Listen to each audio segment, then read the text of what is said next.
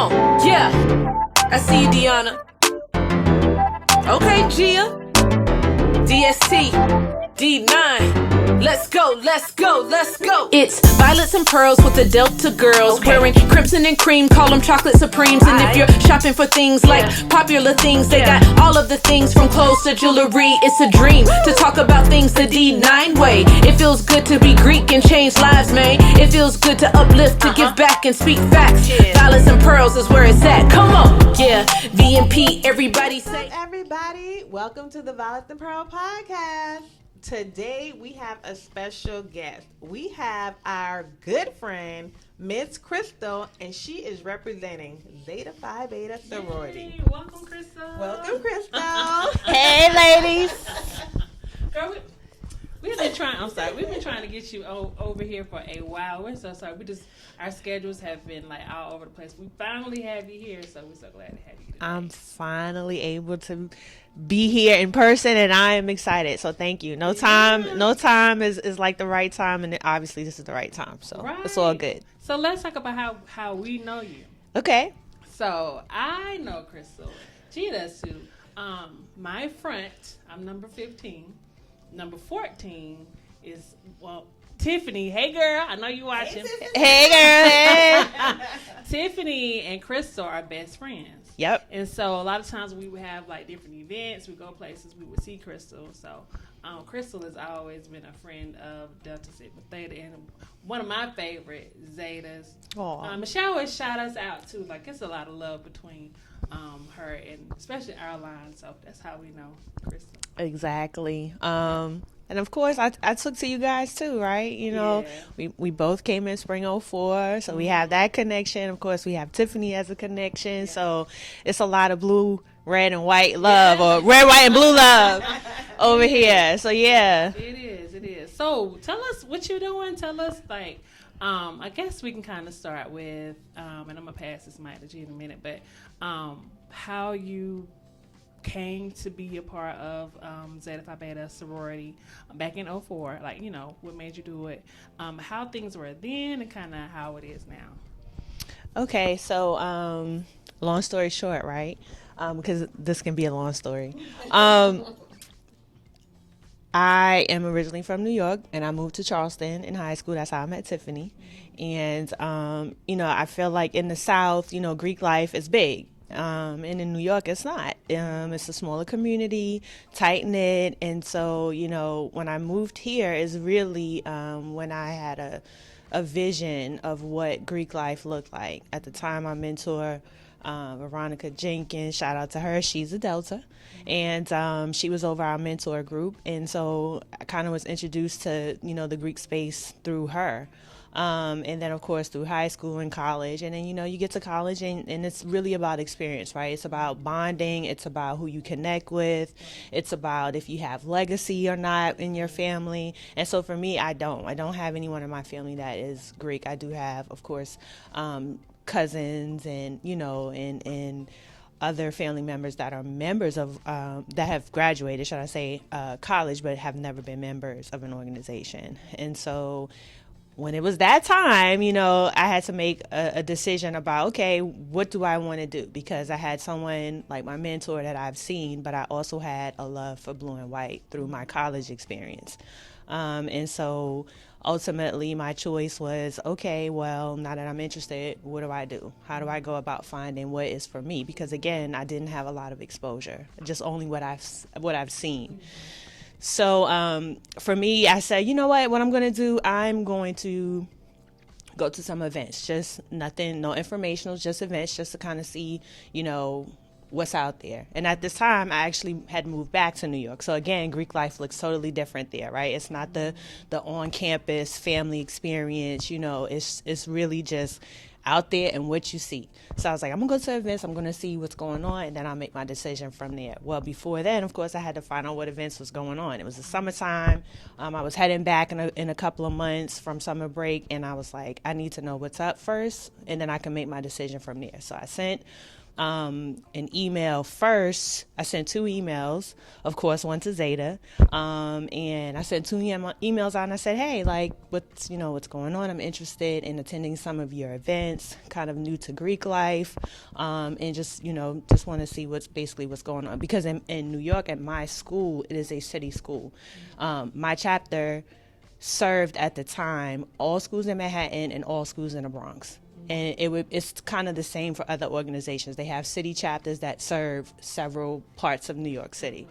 So basically, you can go to an event at this college in the city and then maybe have to go to another event in the Bronx. It just depends.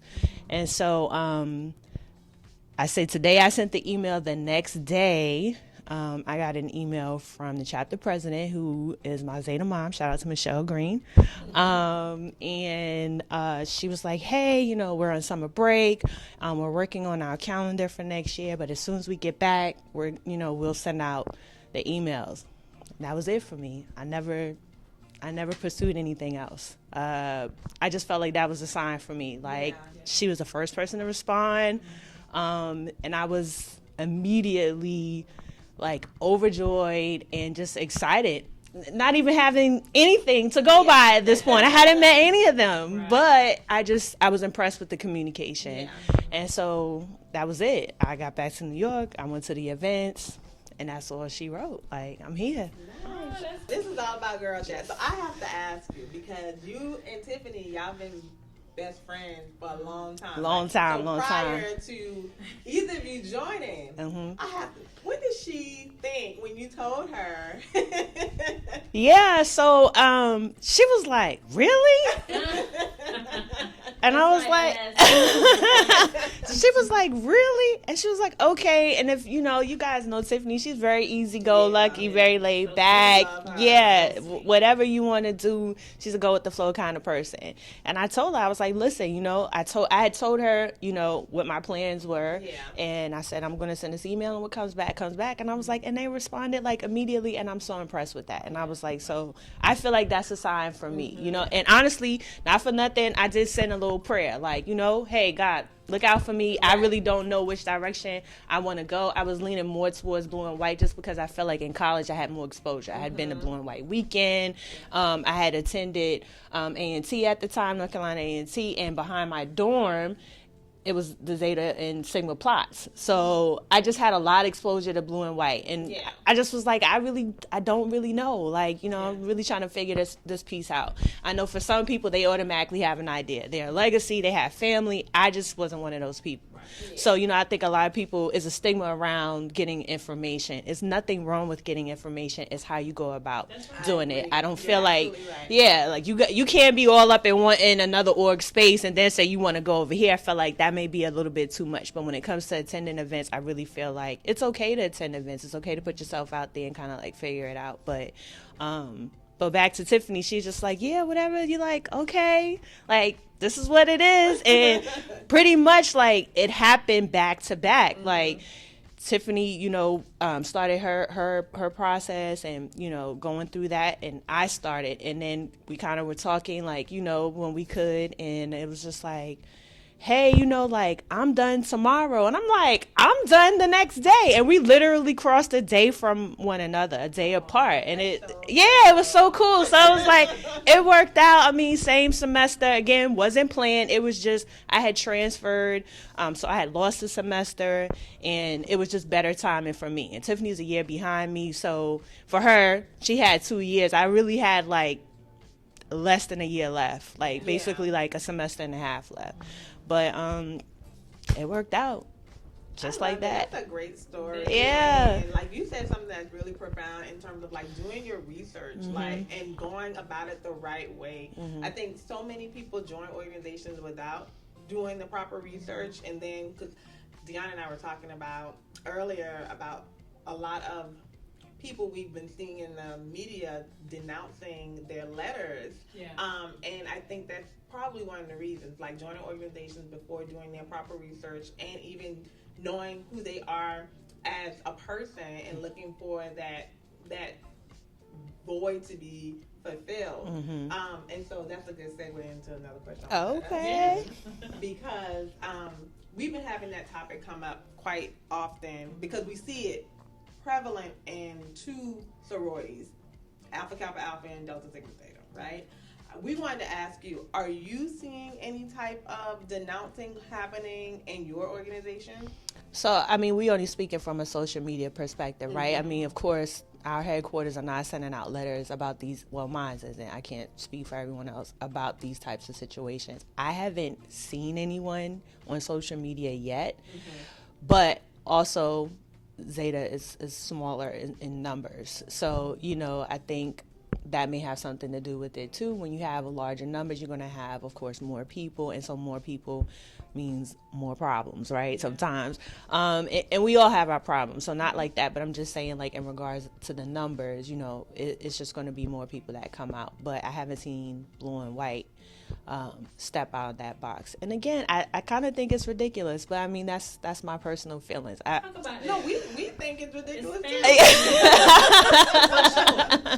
It's ridiculous. I mean, like, at the end of the day, all of these organizations are faith-based organizations, right? Did y'all hear what she said? Faith-based. Yeah. I mean, right? A Bible, a prayer, a scripture, something is within all of these organizations, again, right? So to come out and say this is not God's way for your life, it's too deep, you know. And I'm a deep person. This is coming from somebody that likes to, you know, take it down a couple of steps underneath the surface. But I just think it's too deep. Like, I mean, there has been nothing that has happened to me and from my experience that makes me feel like I can't serve God or I can't be a Christian and serve my organization at the same time. Yeah. So, I mean, I feel like if it's a personal thing, like, hey, I can't dedicate the time or the energy towards the organization anymore, just quietly step away. I don't really even feel like it's necessary to even announce it. Stop wearing your letters, stop going to the meetings and the events, and just quietly separate yourself. Because honestly, what you're doing is you're bringing attention to these organizations that are really striving to serve the community. Exactly. So how beneficial is it for you to really speak on a platform and talk about an organization as a whole, which I then think then opens up the door to maybe things that we don't even want to discuss with the public. And you bring it to social media, which we know is a wide reach now. Right. And it's so unfair. Yeah. And with respect to our organization, headquarters has not and probably will not come up with any type of announcement or even acknowledgement, rightfully so. Right. I mean, it's a small number, but of course, when it's social media, it seems like it's the masses, right? Right. It's really a small number, but we were just interested in knowing, you know, has other sororities outside of the, you know, the bigger ones, the larger ones in number. Yeah. Have you seen anything going on, you know, from your perspective? Not that, but of course you see other foolishness, right? So I'll leave that off this platform. So, you know, yeah, I mean, we all deal with some level of craziness. I think it's crazy, but again, to each its own. If you feel like that's what you need to do for yourself, quietly step away, like out of respect for the other members and the organization, to step away. Yeah, you know? No, I agree. Now, another thing that Deanna and I was talking about in a previous episode was about, like, comparing. So we all are saying Spring 04. Spring 04. And we were just comparing, like, Greek life now and how it was back then. Like, what is your perspective? Because, I mean, there has been a bunch of evolution happening, right? And not necessarily all for the positive. Just want to get your perspective on comparing Greek life back then when it was lit. When it was lit. When it was litty. Because I don't know what's going on right now. Yeah. Listen, it's different, right? And again, different experiences. I feel like, of course, coming through an organization in a non-traditional environment, and in a place where Greek life isn't a big thing, I mean, it's different, right? So there's already, for me, that difference when you're up north versus down south and what Greek life looks like. I feel like down here, of course, people tend to respect it more because they know what it's about. In places like New York and Pennsylvania and Jersey, I mean, a lot of these people have no idea. They haven't been exposed to it and could care less. I mean, we can be out in in a spot and we could be strolling, party walking, whatever y'all want to call it. I know everybody has different terms, and they will walk right through your line. They have no clue. You know, they have no clue.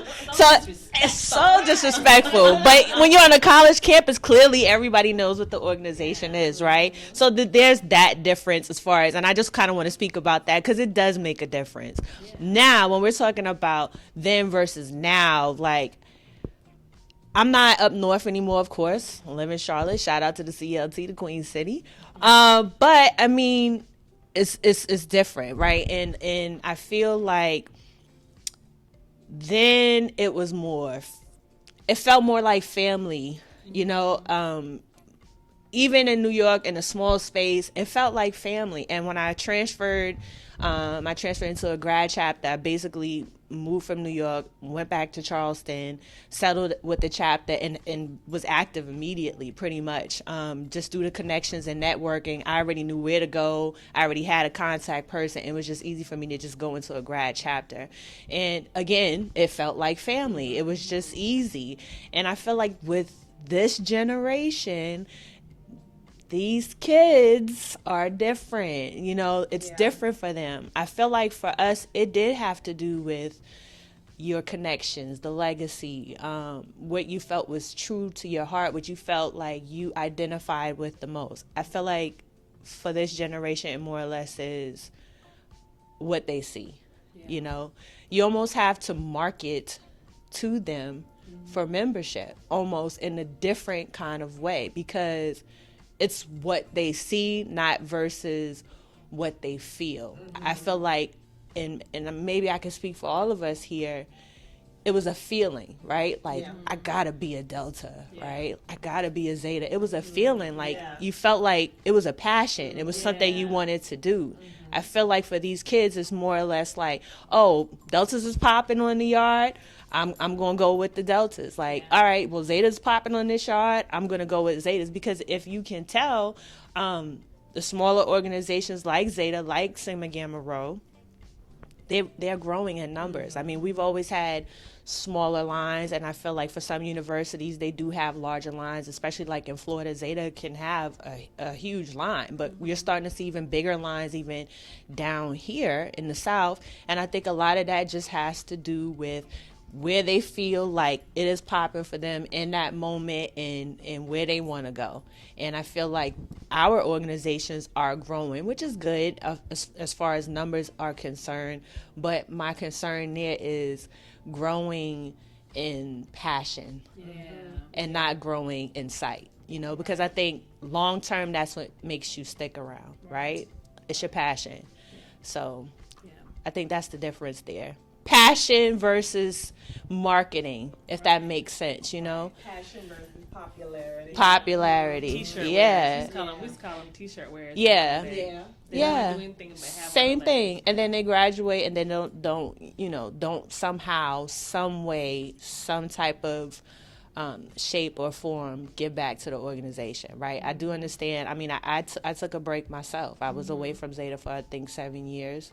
And it wasn't an easy decision. I had a lot of transitioning, moving, new job, baby, marriage, a whole bunch of things. And I stepped away. And I came back when I felt like it was good for me, you know. So, you know, life changes and you can't dedicate the time that you used to. But I just don't understand how you can be a part of an organization and not feel a way about trying to give back in some type of way. And I don't even mean financially, because, again, that looks different for everyone. Yes, in substance, in service, Yeah.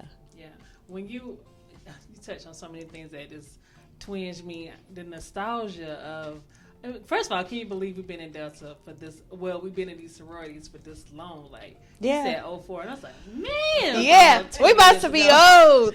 You know, like, for real. And you know, back in the day, we're like, oh, they old heads. Yeah. Now we're old heads. That's right. That's right. Oh my God! And if you looking at us like old heads, don't worry, baby. You're gonna be old heads. That's right. And we still cute. Okay. Yeah, we still cute. Okay. But I remember like some of the things that we used to see back in the day that made me fall in love with this organization. I'm sure you've seen things too where and it wasn't only about just the step shows and stuff, but like you were saying, there was a woman's name that you named, and I'm sure she was a helping hand for you. Like you said, in high school, was it? Yeah, she was my high school mentor. So I used to see that kind of stuff too. I'm like, gosh, what are they doing and how are they giving back? And I was telling Gia earlier how these organizations have gotten this stigma for this whole denouncing thing. But at the same time, we need the networking. We need to see women bound together, especially in the Black community. Right. And working together and, just growing businesses and helping each other. And so when you said that, it just twinged up in me so quick. And then too, just the whole idea, this woman, like, can you talk about her a little bit? Who is she and what does she do? Yeah. So Veronica Jenkins, she is active. I think she's in the Berkeley County alumni chapter in Charleston. Miss Jenkins was our secretary in the office, in the guidance council office. And so like I had like a little period or two where I would go in and help do paperwork and things, filing and things like that. And Miss Jenkins was a Delta. She is a Delta and very active, and still active. She's all over the place. Like she still attends conventions and things like that. But for me, that was like my first sight of Greek life. And it was just like, wow, like, we had a step team and like she was like the school chairperson for the step team for us. So like, it was that togetherness, that mentorship, that door into college. I even feel because she attended college. She was a member of this organization, and just, I guess her Delta light really just shine bright, and it's I feel no type of way about saying that as a Zeta. It means nothing to me in regards to what organization, people are from. It just is about the sisterhood and giving back. We're all a part of D9 and PHC, and it's about each one, teach one, reach one. And even if this young lady does not join your organization and she joins another one, still be supportive, Yeah. But she definitely opened the door for me. Yeah, I just love the thought of that. And I didn't bring it up because she was a Delta. I brought it up because she was a woman of color that was helping. That was, you saw some kind of connectivity to it with her and the community and helping kids. And so that really matters. I know some fabulous AKAs. I know some fabulous Zetas. And I want us as a D9 to get away from so much competition. Who cares about the red and white? I mean, we cool, we love it. Right. But I love y'all just as much. And, right. We've done some collective we got some things coming up with all of D9, and so we've had like photo shoots with everybody. There was even an iota in the house. Hey, and when I tell you, we had so much fun. Had a great time. It was so much. That's good.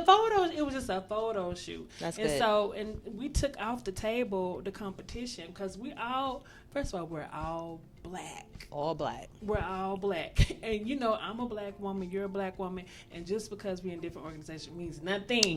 We have the same goal. Right. And so that's why one of the reasons why we have this platform. We don't want to only be about Delta, even though we sell Delta paraphernalia, but we're about, just community and, just being together as one anyway. And we want everybody to see representation. Like, to see representation of a beautiful Zeta sitting right here. Thank y'all. On a Delta, so-called. Y'all know what I mean. So, Crystal, thank you so much. Anything else we really want you to plug? Like, if you have a business or something that you want to plug? So I do have a business, and like I was telling you guys when we first started, like just kind of pivoting. I started during COVID, had an opportunity. Actually, Tiffany, she always pushes me to do something new, always. So if I don't want to do it, listen, she's the person you have to go to get me to do it. She always comes with something new. So she came with an opportunity, introduced me to someone that I had already known, but just needed some help in this particular area. And so that's how I started. And that started in 2019, 2020, mostly during when COVID first kicked off. And so I kind of jumped in and started helping. And I was like, you know what, maybe I just need to create a business from this point. So I did that. Rich K Consulting, basically virtual services, social media content, helping out with some of that, and even some business coaching. And really, have fell in love more with the business coaching, business planning.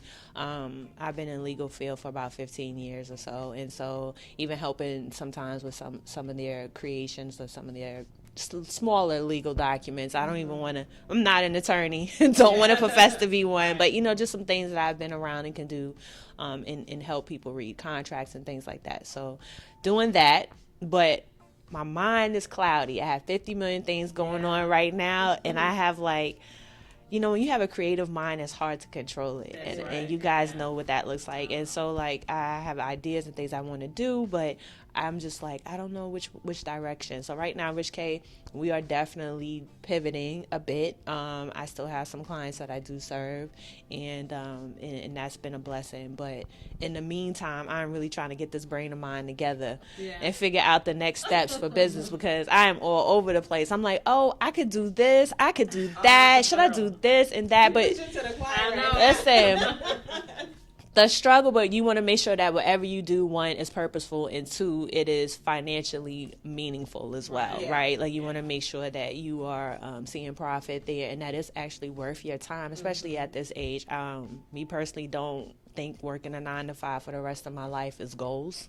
I enjoy working and being able to, take care of my family and the things that I like to do, but at the end of the day, too, I want to pivot away from a 9-to-5 and solely depend on that. Residual income, I think, especially for us in this generation, is very important. I mean, you look at our parents, grandparents, and they worked. And now, I mean, you're seeing older people go back to work. And so, the cost of living is ridiculous. So, I mean, I definitely want to set myself and my family up, just to be better. I think that's the goal for all of us. So, I know we'll figure it out. I know you girls got some things in the pot. Can't wait to hear about them. Some things. Okay, well, thank you so much, Chris. Thank y'all for having me. All minds and hearts are clear. All minds and hearts are clear. Thank y'all for having me. I love y'all. Y'all know y'all like family to me. You are this too. is sisterhood. Yes. Thank you, guys. Thank you.